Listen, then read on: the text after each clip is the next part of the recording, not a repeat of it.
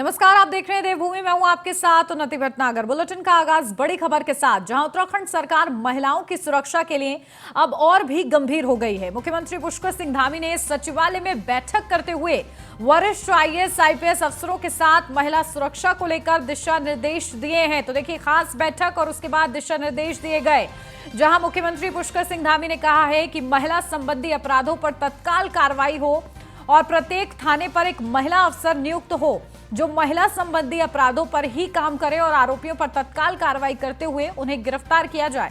मुख्यमंत्री पुष्कर सिंह धामी ने कहा है कि महिला संबंधी अपराधों में लापरवाही बरतने वाले लोगों पर कार्रवाई होगी, जबकि समय से कार्रवाई करने वालों को राज्य सरकार पुरस्कृत भी करेगी और इनाम देगी।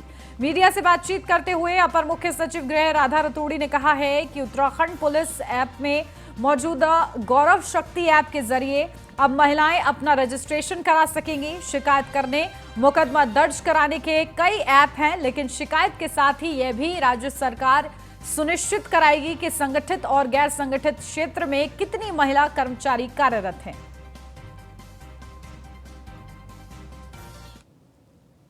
कानून व्यवस्था और महिला सुरक्षा को लेकर आज ये बैठक हमने की है। ऐसे सभी मामले जो घरेलू हिंसा के हैं, यौन हिंसा के हैं या अन्य अपराध के हैं, उन महिलाओं के साथ होने वाली छेड़खानी है, उन सब पर एक तो त्वरित रूप से कार्रवाई हो। प्रत्येक थाने पर एक महिला अधिकारी सब इंस्पेक्टर स्तर की जो है इस जांच में लगाई जाए और जितने भी मामले दर्ज होते हैं उन पर ठोस पैरवी हो। जिलाधिकारी और पुलिस अधीक्षक इसकी नियमित रूप से मासिक समीक्षा करें और जो मामलों में अच्छी कार्रवाई हुई है उन सभी को हम जहां प्रोत्साहित करने का काम करेंगे, वहीं अगर जो कोई जिम्मेदार जो लोग भी इसकी पैरवी में कम पैरवी करने वाले या ठीक प्रकार से पैरवी करने वाले नहीं होंगे तो उनके खिलाफ भी कार्रवाई की बात करी है और अगले एक माह बाद फिर से इसकी समीक्षा करेंगे। साथ ही साथ एक अवेयरनेस का कार्यक्रम भी चलाएंगे। 2 ऐप आज यहाँ पर हम लोगों ने जारी किए हैं पुलिस विभाग ने और उनका डेमो भी किया है। वो ठीक प्रकार से काम करें, महिला सशक्तिकरण का और सुरक्षा दोनों के क्षेत्र में काम करें। साथ ही साथ जो हमारे महिला मित्र ऐसा करके जो है एक हम लोग जागरूकता का अभियान चलाएंगे। प्रत्येक थाने और प्रत्येक हमारे कोतवालियाँ इस क्षेत्र में काम करेंगी, जिससे कि उनको प्रोत्साहित करने के साथ साथ उनको सभी के अंदर एक विश्वास का भाव भी पैदा हो कि पुलिस और सरकार तत्काल इस पर कार्रवाई करे। जो माननीय मुख्यमंत्री जी ने हम लोगों को निर्देश दिए थे कि महिला सुरक्षा के साथ साथ महिला सशक्तिकरण भी होना चाहिए और जो कामकाजी महिलाएं हैं उनको सुरक्षित माहौल देने के लिए ये गौरा शक्ति ऐप आज सीएम साहब ने लॉन्च किया। इसमें जो भी कार्यशील महिलाएं हैं, जैसे अभी हम लोगों ने एक डेमो भी दिया था जिसमें हमारे सचिवालय में कार्यरत 2 सेक्शन ऑफिसर्स और एक समीक्षा अधिकारी, तीनों महिलाएं हैं। उन्होंने सीएम साहब के सामने ऐप को अपने फ़ोन पे डाउनलोड किया और वो गौरा शक्ति वाला बटन दबाया, जिससे उनका रजिस्ट्रेशन हो जाता है ऑटोमेटिकली और उनको एक मैसेज आता है फ़ोन पे जो महिला अपना रजिस्ट्रेशन करा रही है और वही एक मैसेज जो थाना है, जैसे सचिवालय अगर उनका कार्यस्थल है तो थाना कोतवाली पड़ता है, कोतवाली में जो महिला सब इंस्पेक्टर है उसके फ़ोन पर भी वही मैसेज आएगा कि ये आंचल, गीता और प्रमिला ने अपना रजिस्ट्रेशन करा लिया। फिर वो महिला सब इंस्पेक्टर उन लड़कियों को कॉल करेगी और वो कहेगी कि आप अब हमारे सुरक्षा घेरे में हैं, आपको अगर कोई समस्या हो तो हमें बताइए। और चलिए, हमारे विशेष संवाददाता सुदीप जैन हमारे साथ जुड़ गए, सीधा उन्हीं का रुख करते हैं। सुदीप, देखिए, महिलाओं से संबंधी जो परेशानियां हैं उसको और ज्यादा गंभीरता से सरकार ले रही है। इसके लिए चाहे गौरव शक्ति ऐप हो, चाहे तमाम जो निर्देश सीएम धामी ने दिए हैं, किस तरीके से आने वाले वक्त में एक पुख्ता रूपरेखा जो है तैयार हो पाएगी और क्या उसका पूरा एक दायरा रहेगा जिससे महिलाओं को लाभ मिलेगा और लड़कियों की जो परेशानी है, जो लगातार उनके साथ अपराध बढ़ते जा रहे हैं, वो कम होंगे? जी देखिए, ये आपने बहुत महत्वपूर्ण बात कही है कि महिलाओं की परेशानी, राज्य सरकार कानून व्यवस्था के मोर्चे पर महिलाओं की सुरक्षा के लिए तो चिंतित है ही और मुख्यमंत्री स्वयं काम कर रहे हैं। आज बैठक की मैं अगर यदि इंटरनल जानकारी अपने दर्शकों को दूं तो मुख्यमंत्री ने खुद बैठक के दौरान कंट्रोल रूम में फोन करके कामकाज के तरीके को समझा और संतुष्ट दिखे। राज्य सरकार चाहती है कि कानूनी कार्रवाई एफआईआर कराने के लिए तो कई व्यवस्थाएं हैं, पर गौरव शक्ति ऐप के जरिए प्रत्येक महिला अपना पंजीकरण करा सकेगी। मसलन कोई महिला है, वो किसी होटल में काम करती है, तो गौरव शक्ति ऐप पर जानकारी दे दे और संबंधित थाना उसके रिकॉर्ड मेंटेन करेगा और हर 15वें दिन संबंधित थाने की एक महिला सब इंस्पेक्टर उससे संपर्क करेगी कि आप ठीक हैं, आपको कोई दिक्कत परेशानी या आपको कोई असुरक्षा का भाव तो नहीं है।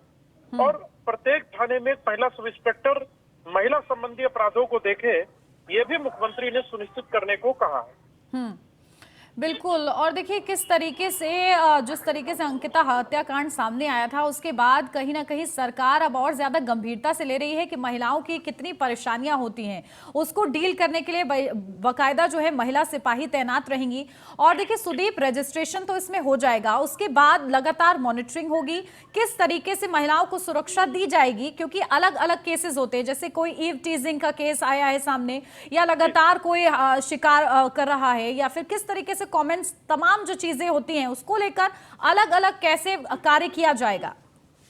जी देखिए, अंकिता भंडारी केस ने राज्य सरकार को बहुत कुछ सिखाया समझाया है और राज्य सरकार ने, भले ही राज्य सरकार की आलोचना हुई हो, पर मुख्यमंत्री पुष्कर सिंह धामी की विशेषता है कि वो विपरीत परिस्थितियों में भी सकारात्मक सोच रखते हैं और यही वजह है कि आज राज्य के सभी होटल रिजॉर्ट से जांच की जांच चल रही है, अवैध सील हो रहे हैं, अवैध तोड़े जा रहे हैं। महिलाओं की सुरक्षा, देखिए सुरक्षा किसी को देना बहुत आसान है, किसी ने 112 पर कॉल किया, पुलिस पहुंच गई, पर राज्य सरकार एक दूसरे टेम्परामेंट के साथ काम कर रही है। राज्य सरकार चाहती है कि उनके राज्य सरकार के आने वाली सभी बहन बेटियां जो संगठित या असंगठित क्षेत्र में काम कर रही हैं, मसलन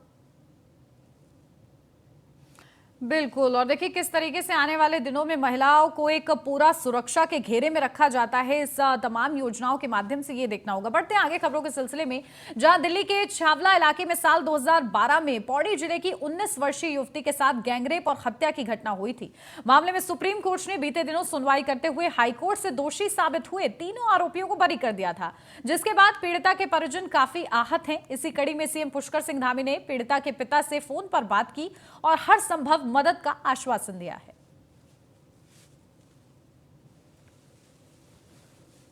हाँ नमस्कार निगी जी, कैसे हैं?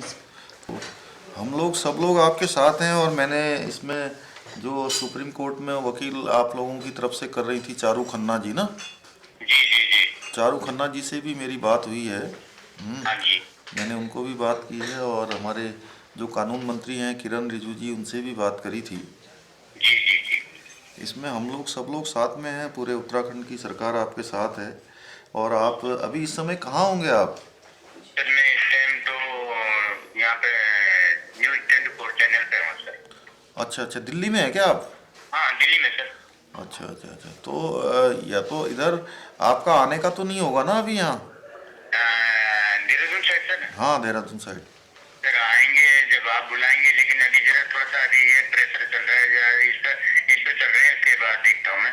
अच्छा ठीक है, नहीं तो फिर मैं दिल्ली आता हूँ तो वहीं आपसे भेंट कर लूँगा, है ना? आप दिल्ली आएंगे जिस दिन आप मेरे को बुला लीजिए, हम दोनों मियाँ बीवी आपसे मिल लेंगे। नहीं बिल्कुल ठीक है। और इसमें हम लोग सब आपके साथ हैं, जो भी करना होगा, हमारी बेटी है वो, है ना, आपके साथ पूरा उत्तराखंड खड़ा है, हम लोग सब साथ में खड़े हैं। हाँ नमस्कार। जहां राजधानी देहरादून में शनिवार को देश विदेश के प्रतिष्ठित लेखक, कवि, साहित्यकार एक साथ एक ही मंच पर दिखाई दिए। मौका था वैली ऑफ वर्ल्ड्स के international literature and art festival का, जिसका शुभारंभ किया राज्यपाल गुरमीत सिंह ने। वैली ऑफ वर्ल्ड्स का 6वां संस्करण आयोजित हो रहा है और इस लिटरेचर फेस्टिवल को देश में पहचान दिलाने के प्रयास किए जा रहे हैं। इस कार्यक्रम में लगभग 100 लेखक, कवि, साहित्यकार प्रतिभाग कर रहे हैं। 40 सत्र आयोजित होने के साथ 5 प्रदर्शनी भी आयोजित होंगी, जबकि 12 पुस्तकों का भी विमोचन किया जाएगा। कई ग्रुप डिस्कशन भी इस अवसर पर आयोजित होंगे। राज्यपाल गुरमीत सिंह ने इस मौके पर न्यूज़ 1 इंडिया से बातचीत करते हुए इस आयोजन को युवाओं के लिए अहम बताया है।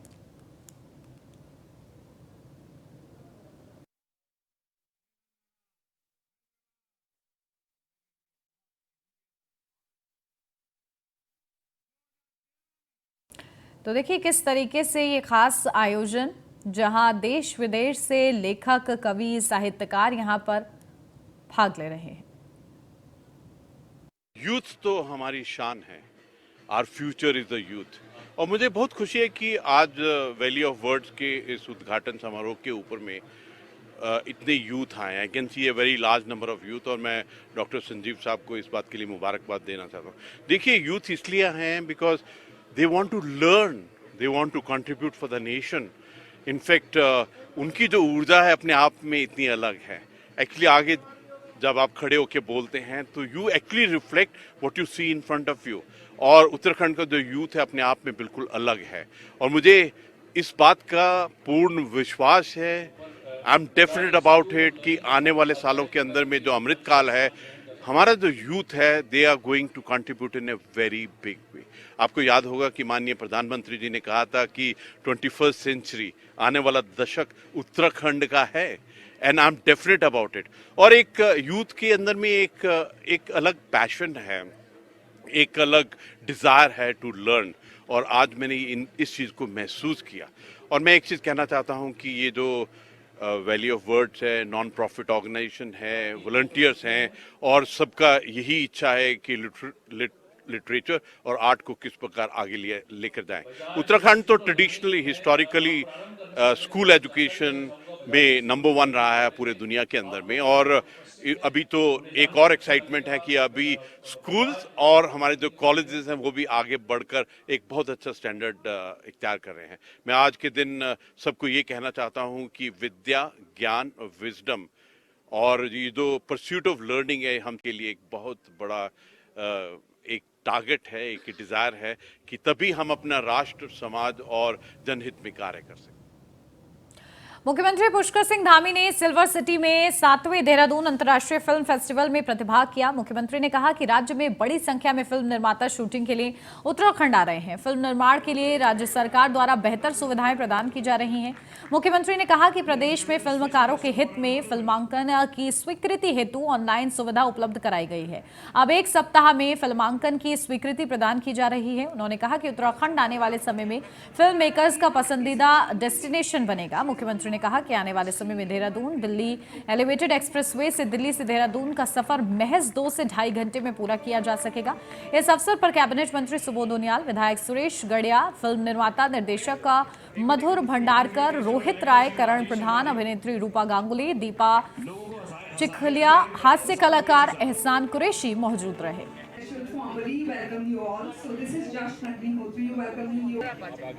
हम लोगों का पूरा प्रयास है कि यहाँ पर फिल्मों के लिए जो हमारा एक वातावरण है, पहले से ये वातावरण है, और हमारे यहाँ पर जिस प्रकार से भगवान के द्वारा दी हुई प्रकृति द्वारा प्रदत्त सभी कुछ है। यहाँ पर नदियाँ हैं, यहाँ पर हमारे विशाल मात्रा में वनों की संख्या है, नदियाँ हैं, पर्वतराज हैं, यहाँ का शुद्ध वातावरण है, यहाँ की अच्छी अच्छी हमारी वैलियाँ हैं, हिम के शिखर हैं और ग्लेशियर हैं। तो निश्चित रूप से फिल्मों के लिए सबसे अच्छा माहौल हमारे उत्तराखंड में है।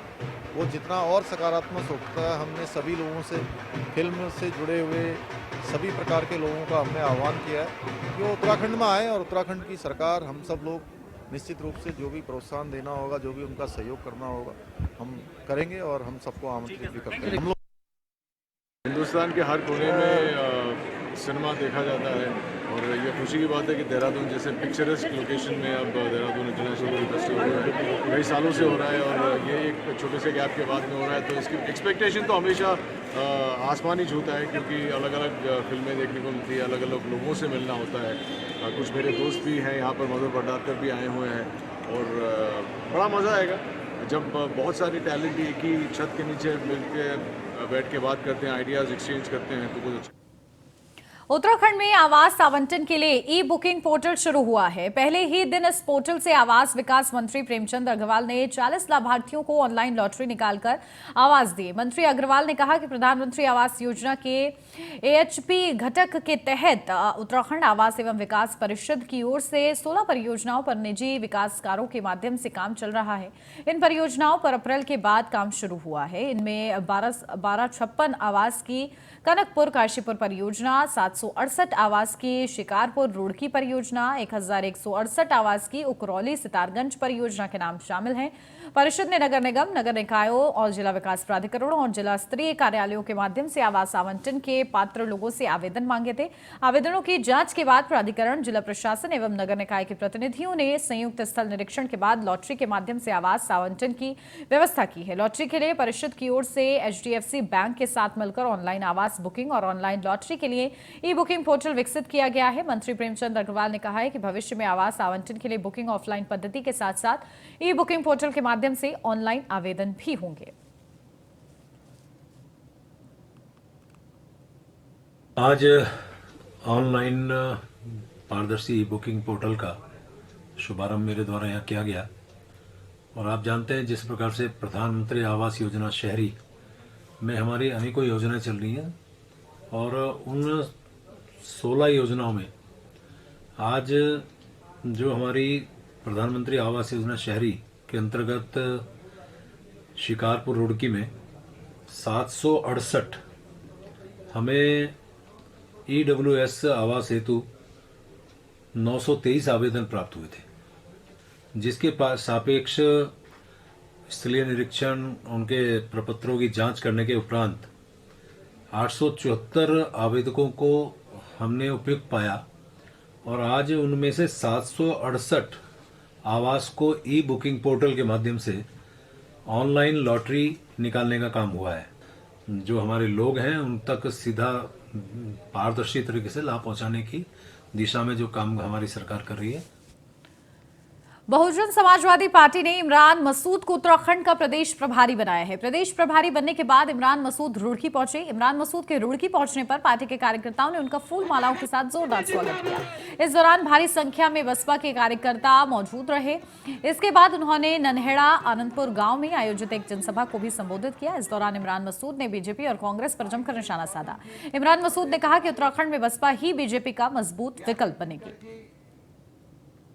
अभी लगे हैं यहाँ समीकरण अगर यहाँ के देखें तो हमने कहा कि दलित और मुस्लिम पहले एक साथ इकट्ठा हो और दलित और मुस्लिम आधार बन के बहुजन समाज पार्टी का जब यहाँ खड़ा होगा तो फिर बाकी सब लोग साथ लगने का काम करेंगे। हमारा काम छोटा नहीं है और हमारा मकसद भी छोटा नहीं है। काम भी बहुत बड़ा है कि हमें सरकार बनानी है और मकसद आप देख लीजिए कितना बड़ा है कि सरकार बनाने के लिए कितनी मेहनत करनी पड़ेगी। तो अभी लगे हैं। हमें देने के नाम पर कुछ नहीं होता है, लेकिन जब हमसे लेना है। और इसी के साथ इस बुलेटिन में फिलहाल बस इतना ही। खबरों का सिलसिला आगे भी जारी रहेगा। बने रहिए न्यूज़ 1 इंडिया के साथ।